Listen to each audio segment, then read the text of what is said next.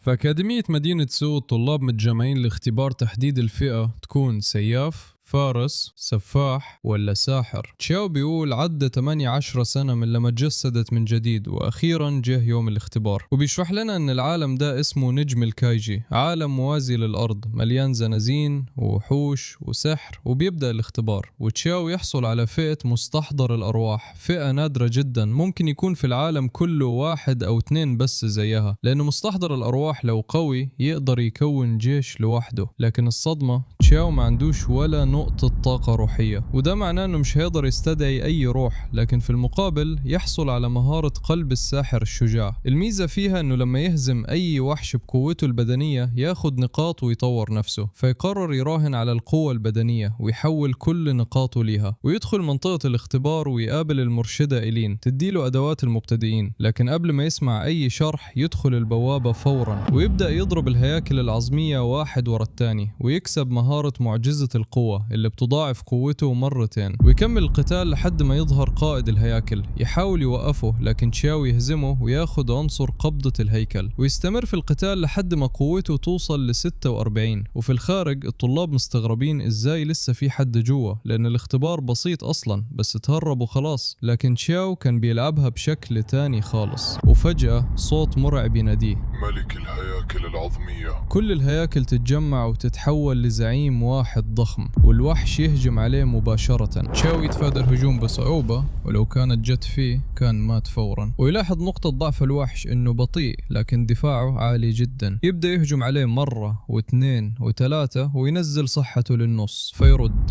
ملك الهياكل، أنا حارست الكهف ده مئات السنين، وأول مرة أشوف حد يوصل لي هنا، مش هسيبك حي. وفجأة سرعته تزيد وقوته تزيد. تشاو يحاول يتفاداه ويفكر الهجوم بتهور مش حل، يحاول يقيده بصخرة لكن بدون فايدة، ويتضرب ضربة قوية وصحته توصل للنهاية، ولسه الوحش هيخلص عليه.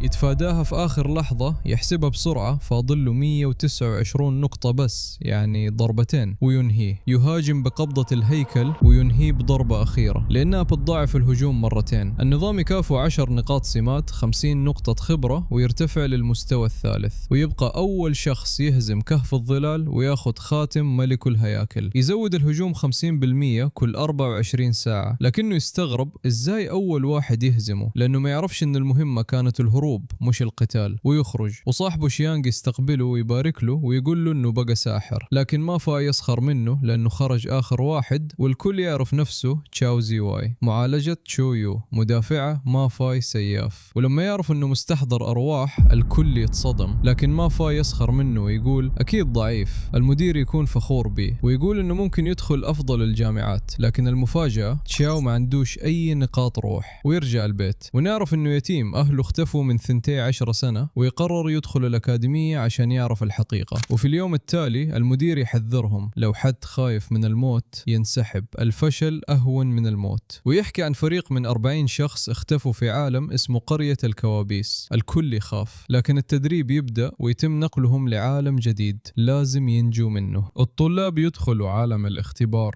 لكن الصدمة دي مش مجرد منطقة تدريب، دي قرية الكوابيس، أقصى مستوى صعوبة S. والكل يتصدم لأن أي حد دخل هنا مات. بعضهم يحاول يهرب، لكن يكتشفوا أن مفيش مخرج، فيه جدار محاوط المكان كله. يظهر زعيم القرية ويقول لهم مفيش خروج غير لما تلاقوا جوهر القرية، ويحاول يطمنهم الأمور بسيطة، لكن الحقيقة أنهم خلاص في عداد الأموات. ويعرفهم بنفسه واوا جان، زعيم قرية الكوابيس، ويقول لهم شرطين: تعيشوا في أي بيت بس ما تلمسوش الأحجار السوداء، وتقفلوا الأبواب والشبابيك كويس بالليل. ولما يسألوه ليه يقول لهم هتفهموا بليل. ويتوزعوا على البيوت، ويجي الليل. تشاو زيوي تقول لتشاو لو احتاجني هحميك، وتغار منها تشويو، ويبان ان الاتنين معجبين بيه. فجأة روح تظهر عند الشباك، شكلها زي جدة واحد من الطلاب، تقول له افتح عايز احضنك، والولد يصدق ويفتح، لكن تتحول لروح شريرة شيانغ دي وقفها وتتشابك مع الفريق تشويو، تدافع وتشاو تعالج، ويطلبوا من تشاو يستدعي روح لكنه يعمل حاجة غريبة، يضربها بإيده ويقتلها، والكل يتصدم لكن مفيش نقاط، وبدلها يظهر حجر أسود نفس الحجر اللي كانوا ممنوعين يقربوا منه. وفي الصبح سكان القرية يهاجموهم لأنهم كسروا القوانين. واوا جان يطلب قتل اللي قتلوا الروح. تشاو يعترف بدل تشاو ويتم تقييده، لكن الحقيقة دي خطة من تشاو، ومع دخول الليل روح تهاجم تشاو. شيانغ دي يدخل بسرعة ويطيد الروح مافاي، يستغل الفرصة ويهجم بكل قوته، لكن الضرر ضعيف جدا. باقي الطلاب يجوا يساعدوا ويحاولوا يفكوا قيود تشاو، لكن تشاو يفك نفسه بسهولة والكل يتصدم. مافاي يفضل يقاتل، وشيانغ دي يقوله انت شفت تشاو ضرب راسها، اكيد دي نقطة ضعفها. يجرب يضرب الراس لكن الضرر برضه ضعيف، ويفهم الحقيقة انه اضعف من تشاو، فيتعصب ويهجم بكل قوته، ويكون فاضل ضربة واحدة بس. تشاو يدخل وينهيها هو. مافاي يتضايق جدا لكن الفريق يوقفه، وفجأة يظهر روحين تانيين ويهجموا عليهم. تشاو يقول لهم انا فهمت طريقة هزيمتهم، ويطلب منهم يستخبوا في البيت. وفي اليوم التالي سكان القرية يرجعوا عايزين يقتلوهم. تشاو يسألهم هل انتم فعلا سكان القرية؟ يقولوا له احنا عايشين هنا من آلاف السنين. فيرد عليهم لا، انتم ال40 طالب اللي اختفوا. ووجان يضحك ويقول له بتألف قصة، لكن تشاو يقول معايا دليل، ويطلب منهم يكسروا الأحجار. وبالفعل يكسروا الأحجار، وفجأة ترجع لهم ذكرياتهم ويرجعوا بشر طبيعيين، والنظام ينقلهم لعالم البشر، ويتبقى بس 5 طلاب اللي اكتشفوا الحقيقة. المدير يكون فخور جدا لأنهم فكوا لعنة قرية الكوابيس، وده معناه أنه ممكن يدخلوا أفضل الجامعات، لكن في نفس الوقت قلقان لأنه اختفائهم معناه أنهم دخلوا مهمة خفية. أصحاب تشاو يقولوا له أنت خلتنا نكسر الأحجار عشان نشارك معاك المهمة، لكن حقيقة أنه ما كانش عارف حاجة، كله حظ.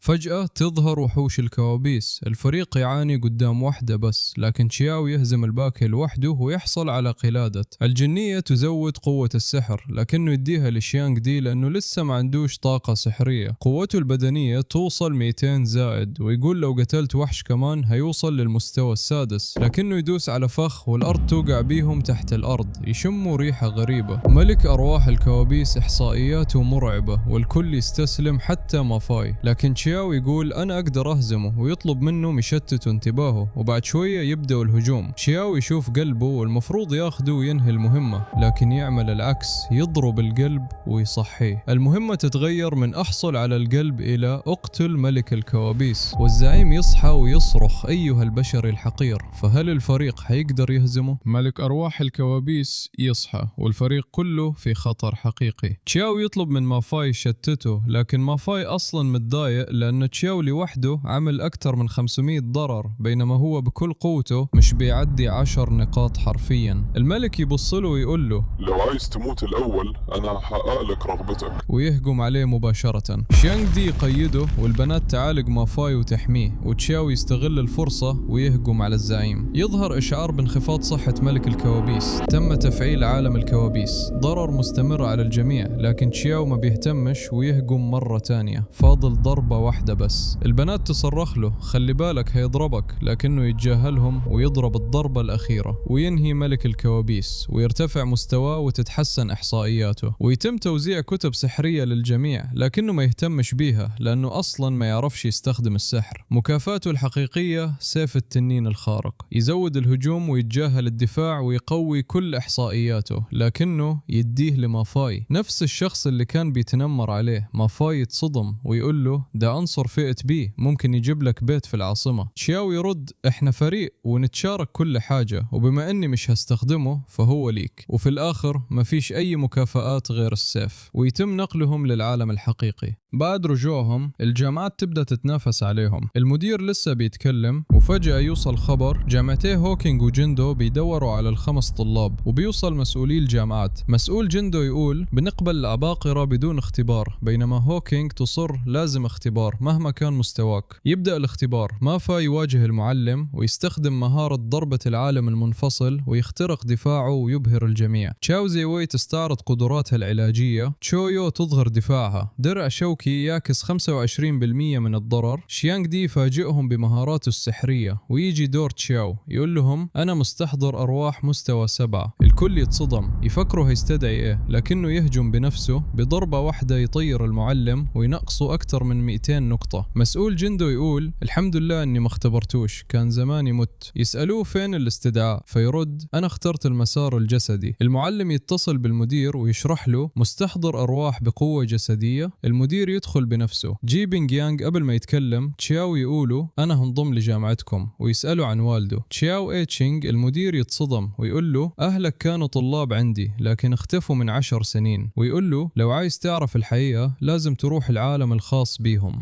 الطلاب يتقبلوا كلهم في الجامعة، لكن في شرط مهم، لازم يخلصوا اختبار الفئة بتاعتهم عشان يكسبوا احترام باقي الطلاب. يتم تقسيمهم لفصول، كل فئة لها عالم خاص. تشاو وشيانغ دي في فصل السحر، وينتقلوا للاختبار ويقابلوا المرشدة إيلين. تشاو مستعجل عايز يخلص بسرعة، شيانغ كله مش هتسمع التعليمات، فيرد عليه كان في تعليمات أصلا. المهمة العثور على قبيلة السموم وتدمير الديدان السامة. النظام بيسمح ب5 أشخاص، فينضم لهم 3 عشوائيين، فانغ يوان وأخوها فانغ شون ولونغ شانغ المتنمر. يقابلوا باب عليه لغز لونغ يحاول يكسره ويفشل. تشاو يدمروا بالقوة، وقبل الباب الثاني يتسمموا ويخسروا 3 نقاط كل دقيقة. تشاو في خطر لأنه نقاط حياته قليلة، فيكسر الباب فورا. لونغ يقول هو ده عالم الألغاز. النظام يبارك لهم، أول مهمة انتهت، ويقابلوا بنت صغيرة اسمها شياو من عشيرة السموم. تقول لهم ده سم زهرة بيان وتاخدهم لعلاجهم. يشربوا حساء غريب، الكل يتقرف. تشاو يشربوا فورا ويتعافى. والدة تشاو تقول لهم ما نعرفش حاجة عن القبيلة وتطلب منهم يمشوا، لكن تشاو تزعل وتخليهم يقعدوا يرتاحوا، لكن واضح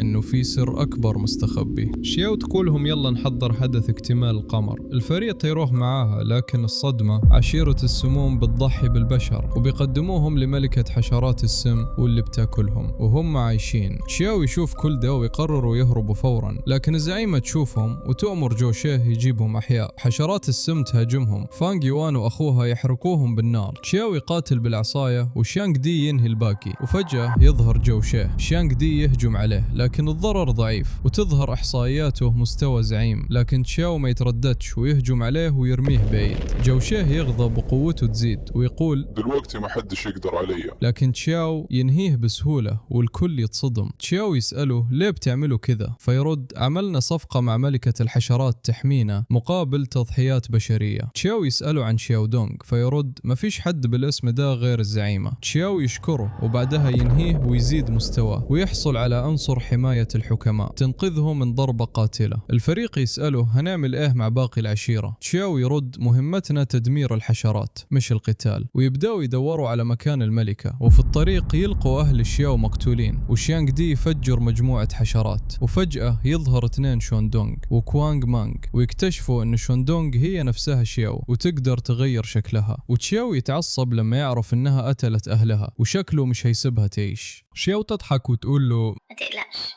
هتشوفهم قريب، وتهجم عليه بجيش من حشرات السم فانغ يوان. تحاول تحميه بالنار لكن كوانغ مانغ يوقفهم. الحشرات توصل لتشاو وتبدأ تسبب له ضرر كبير. يفكر يستخدم مهارته لكن يقرر يستنى لأنه معه حماية الحكماء، ويتقدم وسط الحشرات ويوصل لزعيمة العشيرة ويضربها، لكنها تزيد سرعتها فجأة وتهجم عليه وتطعنه ويبدأ ينزف. شيانغ دي يغضب جدا ويفعل عاصفة الرمال الحمراء ويفجر كوانغ مانغ ويقتله. قوته الروحية تزيد بشكل مرعب توصل ل 290. زائد فانغ يوان تتصدم وتقول له انت مين؟ شيانغ دي يقول لتشاو انا جاهز اساعدك. تشاو يمسك الزعيمة ويقول له فجرني معاها. شيانغ يتردد لكن تشاو يقول له ثق فيا، ويتم التفجير. النظام يظهر إشعار تم تفعيل حماية الحكماء وإلغاء الضرر، ويحصل على مهارة جديدة المقعد القوي. كل ما صحته تزيد قوته تزيد، وصحته توصل ل 1700. زائد تشاو يقول واضح إنه النظام مش عايزنا نموت، لكن الزعيمة ترجع وتظهر بشكلها الحقيقي ملكة حشرات السم. النظام يحذر غادروا العالم فورا. تم تعزيز الزعيمة بقوة مجهولة، لكن تشاو يرفض ويهجم عليها وتبدأ معركة شرسة. الزعيمة تستغرب ازاي لسه عايش عايش وتقول له هل أرسلك بايزي، وتفكر أنه صانعها هو اللي بعته، لكن تشياو يرد ولا بايزي ولا أي حد، أنا تشياو، ويضربها الضربة القاضية وينهيها ويرتفع مستواه. لكن السؤال الأهم، مين هو بايزي وإيه علاقته بالعالم ده؟ وبعد كل اللي حصل واضح أنه رحلة تشياو أكبر بكتير من مجرد اختبار أو مهمة، لأنه كل مرة بينتصر فيها بيظهر قدامه سر أخطر واسم غامض بدأ يتكرر بشكل مريب. مين هو بايزي وإيه علاقته بكل اللي بيحصل من البداية؟ والأهم، إيه اللي مستني تشياو في العوالم اللي جاية؟ ده اللي هنكمله في الجزء القادم.